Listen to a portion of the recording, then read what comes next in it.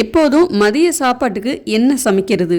சாம்பார், ரசம், காரக்குழம்பு, தயிர் சாதம், லெமன் சாதம், தக்காளி சாதம் இந்த மாதிரியே செஞ்சு செஞ்சு போர் அடிச்சுட்டு வித்தியாசமாக ஏதாவது செய்யலாமே அப்படின்னு நினச்சிங்கன்னா இந்த உருண்டை குழம்பை ஒரு தடவை ட்ரை பண்ணி பாருங்கள்.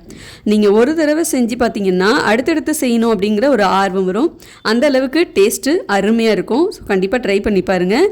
இன்றைக்கி நம்ம பார்க்க போகிறது பருப்பு உருண்டை குழம்பு. இது எல்லா இடத்துலையும் ஒரு மாதிரி செய்வாங்க. நான் இன்றைக்கி என்னோடய ஸ்டைலில் எப்படி செய்கிறது அப்படிங்கிறத காட்டுறேன். வாங்க ஃப்ரெண்ட்ஸ், வீடியோக்குள்ளே போகலாம். வீடியோக்குள்ளே போகிறதுக்கு முன்னாடி இது வரைக்கும் நீங்கள் சேனலை சப்ஸ்கிரைப் பண்ணாமல் இருந்தீங்கன்னா சப்ஸ்கிரைப் பண்ணிக்கோங்க. கூட வர பெல் ஐகானையும் கிளிக் பண்ணிக்கோங்க. ஃபஸ்ட்டு இந்த ரெசிபி பண்ணுறதுக்கு பருப்பு ஊற வச்சுக்கணும். 1/2 கப் துவரம்பருப்பு, 1/4 கப் கடலைப்பருப்பு 2 மணி நேரம் நல்லா ஊற வச்சிட்டிங்கன்னா இந்த மாதிரி நல்லா ஊறிடும். இது கூடவே பருப்பு உருண்டை குழம்புக்கு தேவையான அளவுக்கு ஒரு லெமன் சைஸ் புளியும் ஊற வச்சுருக்கேன். பருப்பும் புளியும் ஒரே டயத்தில் ஊற வச்சுருக்கேன். அப்போ தான் நல்லா ஊறி வரும். இப்போ ஒரு மிக்ஸி ஜாரில் காரத்துக்கு தேவையான அளவுக்கு காஞ்ச மிளகாய் சேர்த்துட்டு 1/2 ஸ்பூன் பெருஞ்சீரகம் சேர்த்துட்டு பருப்பை நல்லா கழுவிட்டு தண்ணியெல்லாம் வடிச்சிட்டு சேர்த்துக்கோங்க. கொஞ்சமாக தண்ணி தெளித்து கொரன்னு அரைச்சிக்கோங்க. ரொம்ப மையாக அரைக்காமல் கொரன்னு இந்த மாதிரி அரைச்சிக்கோங்க. அரைச்ச அந்த பருப்பு கூட 1/4 ஸ்பூன் மஞ்சள் தூள், 1/2 ஸ்பூன் குழம்பு மிளகாய் தூள், 1/4 கப் தேங்காய் துருவல், சின்ன சின்னதாக பொடியாக நறுக்கின பூண்டு, ஒரு கைப்பிடி அளவுக்கு முருங்கைக்கீரை சேர்த்திங்கன்னா உருண்டை ரொம்ப டேஸ்ட்டாக இருக்கும். இது இருந்தால் சேர்த்துக்கோங்க, அப்படி இல்லைன்னாலும் ஸ்கிப் பண்ணிக்கலாம். அடுத்ததாக சின்ன சின்னதாக பொடியாக நறுக்கின வெங்காயம், கொஞ்சமாக கருவேப்பிலை, சின்ன வெங்காயம் இருந்ததுன்னா கூட நல்லா பொடியாக நறுக்கிட்டு சேர்த்துக்கலாம். வாசனைக்கு கொஞ்சம் பெருங்காயம் சேர்த்துக்கோங்க. தேவையான அளவுக்கு உப்பு சேர்த்துட்டு நல்லா கலந்துக்கோங்க. இதில் மிளகாய்த்தூள் நீங்கள் தேவைப்பட்டால் சேர்த்துக்கலாம், அப்படி இல்லைன்னாலும் ஸ்கிப் பண்ணிக்கலாம். நல்லா எல்லாத்தையும் ஒரு தடவை கலந்துட்டு உங்களுக்கு எந்த சைஸில் உருண்டை வேணுமோ அதுக்கு தகுந்த மாதிரி உருண்டை பிடிச்சி எடுத்துக்கோங்க. இந்த உருண்டையை இட்லி பாத்திரத்தில் வச்சு வேக வச்சு எடுத்துக்கலாம். இந்த பருப்பு உருண்டை குழம்பே 2 விதமாக செய்வாங்க. ஒன்று, இந்த மாதிரி பருப்பு உருண்டையை பிடிச்சிட்டு குழம்பு கொதிக்கும்போது அதில் போட்டு வேக வைப்பாங்க. அப்படி இல்லைன்னா இப்போ இட்லி பாத்திரத்தில் நம்ம வேக வச்சு எடுக்கிறோம் இல்லையா, அதே மாதிரி வேக வச்சு எடுத்துகிட்டு குழம்பு கொதிக்கும்போது போடுவாங்க. இதில் எது பெட்டர் அப்படின்னு கேட்டிங்கன்னா, வேக வச்சு எடுத்துகிட்டு குழம்பு கொதிக்கும்போது போட்டால் தான் உருண்டை உடையாமலும் கரையாமலும் இருக்கும். ஸோ இதுதான் ஈஸியான மெத்தட். பிகினராக இருக்கிறவங்க இதை ட்ரை பண்ணிங்கன்னா ரொம்ப சூப்பராகவே வரும். ஸோ ட்ரை பண்ணி பாருங்கள். இந்த பருப்பு உருண்டை குழம்புக்கு பருப்பு ஊற வைக்கணும், அரைக்கணும், உருண்டை பிடிக்கணும், வேக வைக்கணும், புளி கரைக்கணும், குழம்பு வைக்கணும், இது மாதிரி நிறைய வேலைகள் இருந்தாலும் அதை சாப்பிட்றப்ப கிடைக்கிற சந்தோஷமும் திருப்தியும் சொல்லவே முடியாத அளவுக்கு இருக்கும். ஸோ இந்த மாதிரி நம்ம கொஞ்சம் ரிஸ்க் எடுத்து பண்ணுறதுல கிடைக்கிற சந்தோஷமே தனி தான். இப்போ எல்லா உருண்டையும் பிடிச்சி வச்சாச்சு. இதை வேக வச்சு எடுத்துக்கலாம். இது வேகிறதுக்குள்ளார குழம்புக்கு தேவையான அளவுக்கு புளி கரைச்சி எடுத்துக்கலாம். புளியில் கொஞ்சமாக தண்ணி ஊற்றிட்டு எந்த அளவுக்கு உங்களுக்கு குழம்பு வேணுமோ அதுக்கு தகுந்த மாதிரி புளி கரைச்சி எடுத்துக்கோங்க. கரைச்ச புளியில் ஒரு தக்காளி சேர்த்துட்டு தேவைப்படுற அளவுக்கு குழம்பு மிளகாய் தூள் சேர்த்துக்கோங்க.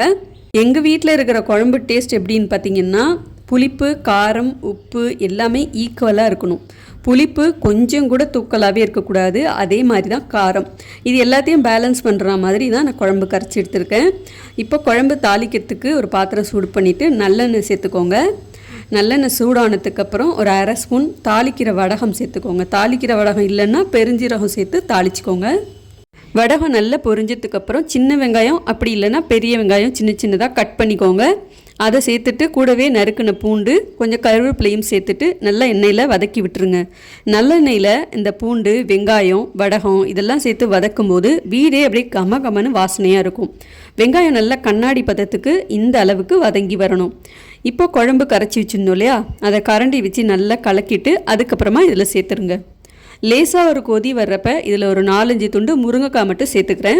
முருங்கைக்காய் சேர்த்தா நல்லா வாசனையாகவும் இருக்கும். முருங்கைக்காய்க்கு பதிலாக நீங்கள் கத்திரிக்காய் கூட சேர்த்துக்கலாம். இல்லை காய்கறிகள் எதுவும் சேர்க்க வேணாம் அப்படின்னாலும் நீங்கள் ஸ்கிப் பண்ணிக்கலாம். உருண்டை மட்டுமே போதும் அப்படின்னா நீங்கள் காய்கறிகள் சேர்க்காமவும் கூட செய்யலாம்.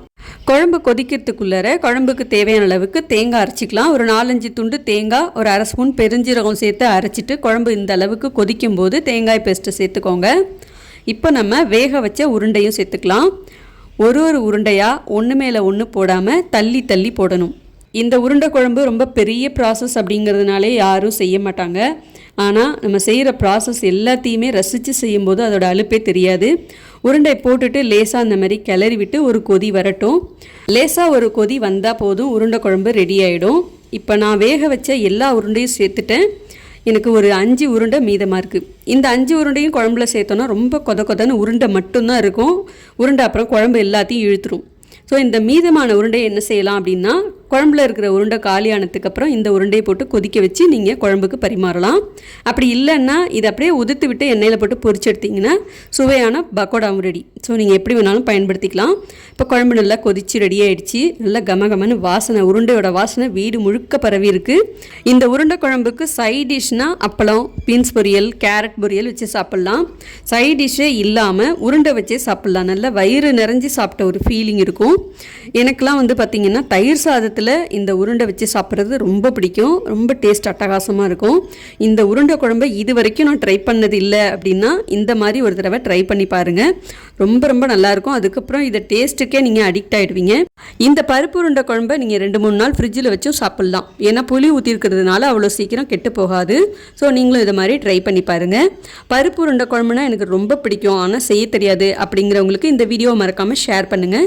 இந்த வீடியோ உங்களுக்கு ரொம்ப பிடிச்சிருந்ததுன்னா சேனலை சப்ஸ்கிரைப் பண்ணிவிட்டு அடுத்தடுத்து வர்ற வீடியோஸையும் தொடர்ந்து பார்க்கணுன்னா பக்கத்தில் வர பெல் ஐகானையும் கிளிக் பண்ணிக்கோங்க. அடுத்த ஒரு வீடியோவில் பார்க்கலாம். பாய்.